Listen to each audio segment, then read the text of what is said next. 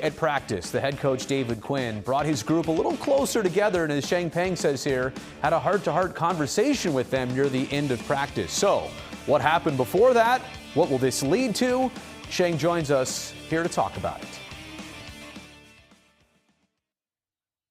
Shang, you were at practice yesterday. Not a lot of video cameras around to show what happened. So how did it go that the head coach brought his group together and had that talk with them? Maybe what preceded that, and what do you think was said in those moments? Well, it happened near the end of practice, and what was noteworthy about it is not uncommon for a coach to gather his players at the end of practice, but as the players gathered, David Quinn signaled for the players to get closer to him. And considering that it was an open practice and considering that everything that's happened with the Sharks over the last couple of games, it was clearly a message meant only for the players. And while David didn't really share the message, you can guess, though, that it was a message to build the team back up, a team that is kind of broken apart right now. Yeah, a true heart-to-heart conversation, I would have to imagine. And then after practice, instead of talking to players or David Quinn, like as usual, the general manager, Mike Grier, made himself available. Did a little bit of that come as a surprise? Because that's not normal.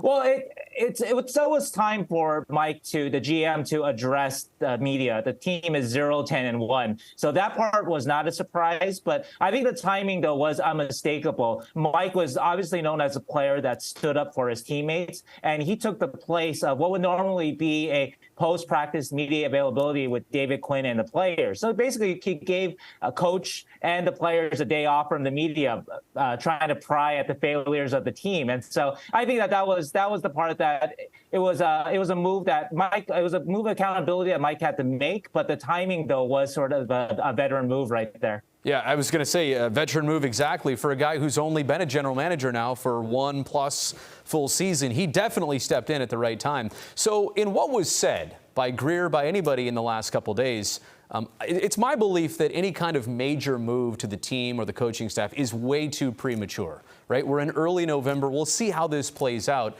It does seem like in what was said yesterday that the Sharks are on that same page, that they're not happy, but that they're also not ready to do anything yet.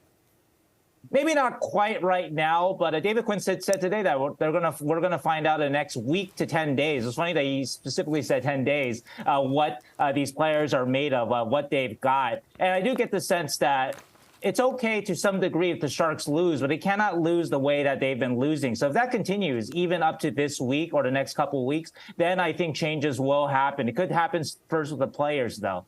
And in terms of what Mike said yesterday to the players, one of the stories that he shared that was actually quite apt and it made sense was he went back to 20 years ago when he was with the Washington Capitals, 2003-04. And it was a Capitals team that struggled, that disappointed. And he was feeling sorry for himself as a player. He was 28 back then. And he got a pep talk from his coach, Glenn Hanlon, who told him, don't feel sorry for yourself. Nobody cares. Stop feeling bad for yourself.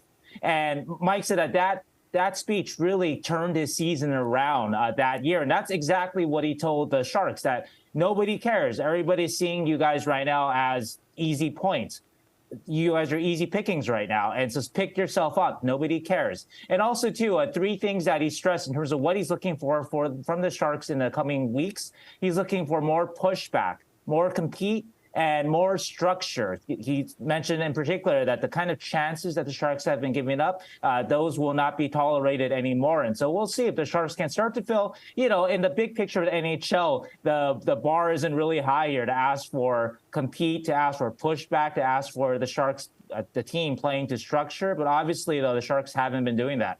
I know it's difficult times covering the team and everything they've been through recently. Shang Peng, thanks for joining us here. Thank you.